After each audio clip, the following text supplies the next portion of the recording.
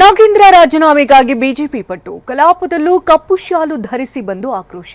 ಹುಂಡಿ ಕದ್ದವರಿಂದ ಕಲಿಬೇಕಾ ಪ್ರಿಯಾಂಕ್ ತಿರುಗೇಟು.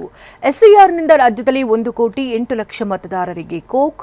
ಈ ಸುದ್ದಿಗಳನ್ನು ನೋಡೋಣ ರಾಜಕೀಯ ನ್ಯೂಸ್ ಟಾಪ್ನಲ್ಲಿ. ಬಿಜೆಪಿ ನಾಯಕರು ಹಿಡಿದ ಪಟ್ಟು ಬಿಡ್ತಿಲ್ಲ, ಆಕ್ರೋಶ ತಣ್ಣಗಾಗ್ತಿಲ್ಲ. ಜಿಲ್ಲೆಗಳಲ್ಲೂ ಸಂಗ್ರಾಮ, ಉಭಯ ಸದನಗಳಲ್ಲೂ ಹಂಗಾಮ. ನಾಗೇಂದ್ರ ವಿರುದ್ಧ ನಿನ್ನೆಯೂ ಸದನದಲ್ಲಿ ಕೇಸರಿ ಪಡೆ ವಿಭಿನ್ನವಾಗಿ ಹೋರಾಟ ಮಾಡಿದೆ. ವಿಧಾನಸಭೆಗೆ ಕಪ್ಪು ಶಾಲು ಹಾಕೊಂಡು ಬಂದ ಬಿಜೆಪಿ ನಾಯಕರು ನಾಗೇಂದ್ರರನ್ನ ವಜಾ ಮಾಡಿ ಅಂತ ಆಗ್ರಹಿಸಿದ್ರು.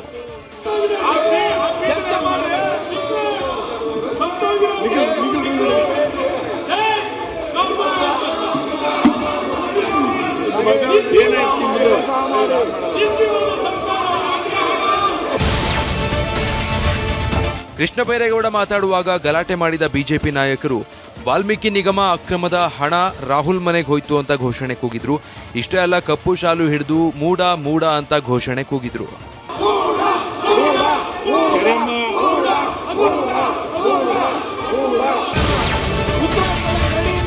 ಬಿಜೆಪಿ ನಾಯಕರ ಗಲಾಟೆಗೆ ಗರಂ ಆದ ಸಚಿವ ಪ್ರಿಯಾಂಕ್ ಖರ್ಗೆ ದೇವರ ಹುಂಡಿ ಕದ್ದವರಿಂದ ನಾವು ಕಲಿಬೇಕಾ, ಇವ್ರಿಗೆ ನೈತಿಕತೆ ಇದೆಯಾ ಅಂತ ಗುಡುಗಿದ್ರು. ಇವರೆಲ್ಲ ದೇವ್ರ ಹುಂಡಿಯಿಂದ ಕದ್ದವ್ರು, ಇವ್ರ ಹತ್ರ ಕಲಿಬೇಕಾಗಿದೆ ನಾವು. ಇವ್ರಿಗೇನಾದ್ರು ನೈತಿಕತೆ ಇದೆಯಾ ಅಧ್ಯಕ್ಷರ? ಮಾತಾಡಕ್ಕೆ ಬರದ ಬಗ್ಗೆ ಮಾತಾಡಕ್ ಸರಿ ಇಲ್ಲ, ಹೋಗಿದ್ದೆ ಅಲ್ಲ. ಉತ್ತರ ಕೊಡಕ್ ರೆಡಿ ಇದೀವಿ, ತಗೊಳ್ಳಿ ಅಂತ ಪ್ರಶ್ನೆ ಕೇಳಕ್ಕೂ ರೆಡಿ ಇಲ್ಲ. ನೀವು ಹೇಳಿ ಏನ್ ಮಾಡ್ಬೇಕು? ನೀವು ಕೇಳಿ ಸ್ವಾಮಿ, ಉತ್ತರ ಕೊಡಕ್ ರೆಡಿ ಇದೆ ಸರ್ಕಾರ.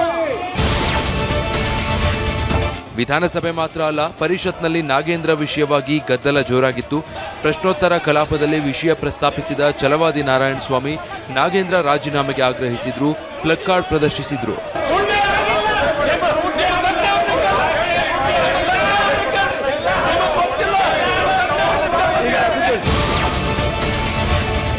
ಸದನ ಆರಂಭಕ್ಕೂ ಮುನ್ನ ಮಾತನಾಡಿದ ಬಿಜೆಪಿ ನಾಯಕರು ನಾಗೇಂದ್ರ ವಿಚಾರವಾಗಿ ನಾವು ಇನ್ನಷ್ಟು ಹೋರಾಟ ಮಾಡ್ತೀವಿ, 187 ಕೋಟಿ ತಿಂದಿದ್ದು ನಿಜ ಅಂತ ಕಿಡಿಕಾರಿದ್ದಾರೆ. ಕಳಂಕಿತ ಮಂತ್ರಿಯನ್ನ ಇಟ್ಕೊಂಡು ಈ ಕಳಂಕಿತ ಮಂತ್ರಿಯನ್ನ ಕೈ ಬಿಡದೆ ಇವರೇ ಮಂತ್ರಿಮಂಡಲದಿಂದ ಕೈಬಿಟ್ಟು 187 ಕೋಟಿ ಲೂಟಿ ಆಗಿರೋದು ನಿಜ, ತಿಂದಿರೋದು ನಿಜ, ಅದು ಎಲೆಕ್ಷನ್ಗೆ ಹೋಗಿರೋದು ನಿಜ, ಇಷ್ಟು ಪ್ರೂವ್ ಆಗಿದೆ. ಮುಲಾಜಿಲ್ದೇನೆ ನಾಗೇಂದ್ರ ಅವರನ್ನ ಸಚಿವ ಸಂಪುಟದಿಂದ ಕೈ ಬಿಡಬೇಕು, ತತ್ಕ್ಷಣ ಸದನದಲ್ಲಿ ಚರ್ಚೆ ಮಾಡಬೇಕು, ಚರ್ಚೆ ಮಾಡಿದ ನಂತರ ತೀರ್ಮಾನ ಮಾಡ್ತೇವೆ ಅನ್ನೋ ಮಾತನ್ನು ಮುಖ್ಯಮಂತ್ರಿ ಹೇಳ್ತಾ ಇದ್ದಾರೆ.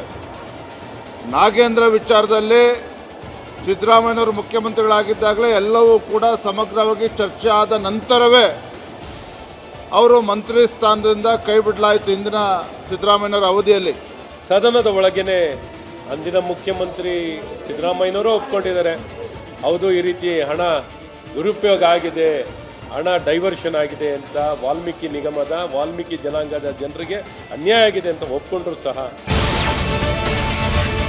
ರಾಜ್ಯದಲ್ಲಿ 1 ಕೋಟಿಗೂ ಹೆಚ್ಚು ಮತದಾರರ ಸಂಖ್ಯೆ ಕಡಿತವಾಗಲಿದೆ.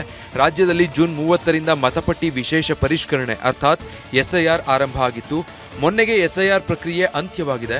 ರಾಜ್ಯದಲ್ಲಿ ಒಟ್ಟು 5,54,00,000 ಮತದಾರರಿದ್ರು. ಈ ಎಸ್ಐಆರ್ ಪ್ರಕ್ರಿಯೆ ಮೂಲಕ ರಾಜ್ಯದಲ್ಲಿ 1,08,00,000 ಮತದಾರರನ್ನ ಮತಪಟ್ಟಿಯಿಂದ ಕೈಬಿಡುವ ಸಾಧ್ಯತೆ ಇದೆ. ಮೃತರು, ನಾಪತ್ತೆಯಾದವರು, ನಕಲಿ ಮತದಾರರು ಸೇರಿದಂತೆ ವಿವಿಧ ಮಾನದಂಡಗಳ ಮೂಲಕ ನಡೆದಿರುವ ಪರಿಷ್ಕರಣೆಯಲ್ಲಿ 1,08,00,000ಕ್ಕೂ ಅಧಿಕ ಮತದಾರರನ್ನ ಕೈಬಿಡೋ ಸಂಭವ ಇದೆ. ಮತಪಟ್ಟಿ ವಿಶೇಷ ಪರಿಷ್ಕರಣೆಯಲ್ಲಿ 15,28,985 ಮತದಾರರು ನಾಪತ್ತೆಯಾಗಿರೋದು ಕಂಡುಬಂದಿದೆ. 65,61,607 ಮತದಾರರು ಬೇರೆ ಕಡೆಗೆ ಸ್ಥಳಾಂತರಗೊಂಡಿದ್ದಾರೆ. 16,38,839 ಮತದಾರರು ಮೃತಪಟ್ಟಿದ್ದು ಅವರನ್ನ ಪಟ್ಟಿಯಿಂದ ಕೈಬಿಡಲಾಗಿದೆ. ಇನ್ನು 7,07,792 ನಕಲಿ ಮತದಾರರನ್ನ ಪತ್ತೆ ಹಚ್ಚಲಾಗಿದೆ. ಹಾಗೆ 3,94,722 ಮತದಾರರನ್ನ ಇತರೆ ಕಾರಣಗಳಿಂದ ಪಟ್ಟಿಯಿಂದ ಹೊರಹಾಕಲಾಗಿದೆ. ಕರ್ನಾಟಕ ಲೋಕಸೇವಾ ಆಯೋಗ ಅರ್ಥಾತ್ ಕೆಪಿಎಸ್ಸಿ ಕಳೆದ ಜನವರಿ 8ರಂದು 400 ಪಶುವೈದ್ಯಾಧಿಕಾರಿಗಳ ಹುದ್ದೆಗೆ ಪರೀಕ್ಷೆ ನಡೆಸಿತ್ತು. ಈ ಪರೀಕ್ಷೆ ಮುಗಿದ ಬಳಿಕ ಒಂದು ಹುದ್ದೆಗೆ 80 ಲಕ್ಷ ಬೇಡಿಕೆ ಇಟ್ಟಿದ್ದಾರೆಂಬ ಆರೋಪ ಕೇಳಿಬಂದಿತ್ತು. ವಿದ್ಯಾರ್ಥಿ ಸಂಘಟನೆಯ ಕಾಂತಕುಮಾರ್ ಸ್ಟಿಂಗ್ ಆಪರೇಷನ್ ನಡೆಸಿ ಗಂಭೀರ ಆರೋಪ ಮಾಡಿದ್ರು. ಈ ಸಂಬಂಧ ವಿಧಾನಸೌಧ ಪೊಲೀಸ್ ಠಾಣೆಯಲ್ಲಿ 4 ಎಫ್ಐಆರ್ ದಾಖಲಾಗಿತ್ತು. ಇದೇ ಪ್ರಕರಣದಲ್ಲಿ ಈಗ ಇಡಿ ಎಂಟ್ರಿ ಕೊಟ್ಟಿದೆ. ಹಣಕಾಸಿನ ವ್ಯವಹಾರ ಆಗಿದ್ರಿಂದ ಮೆಗಾ ರೈಡ್ ನಡೆಸಿ ಬಿಸಿ ಮುಟ್ಟಿಸಿದೆ.